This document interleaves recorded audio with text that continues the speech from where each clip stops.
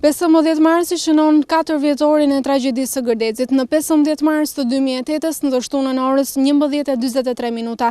Shpërthimi i fabrikës së demontimit të armëve këtu në Gërdec la të vdekur 26 persona dhe plagosi qindra të tjerë.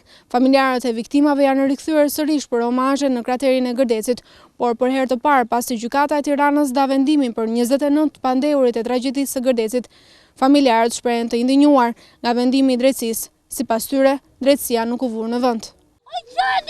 Qani se na i rivran njerëzit, qani për së dyti. Qani se na i rivran, nuk u dha drejtësi për ta se kemi qarë 4 vjetë.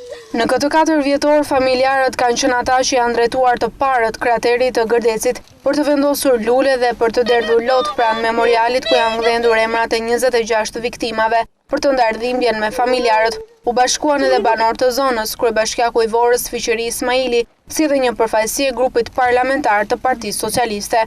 Jam bi nënash, është një fëmijë shumë i vogël, kush e vrau? Nëse këta të gjithë dolën përfunduar akoma, ne do të mbajmë vëmendje dhe do të bëjmë çështje mundur brenda autoritetit tonë që të bëhet drejtësi.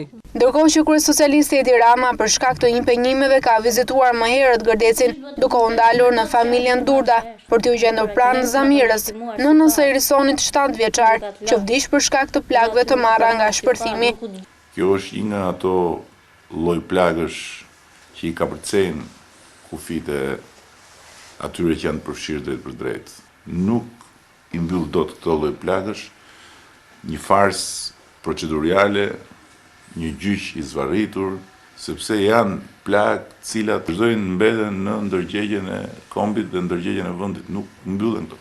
Pas një procesi gjyqësor me 186 seanca, 3 ditë më parë gjykata e Tiranës dha dënimet për të pandeurit e tragjedisë, duke rrëzuar akuzën për vrasje dhe duke dhënë dënime për shkatërim prone. Familjarët e viktimave kanë deklaruar se do ta çojnë çështjen deri në gjykatën e Strasburgut, ndërsa të pandeurit kanë vendosur të apelojnë për ulje të dënimit.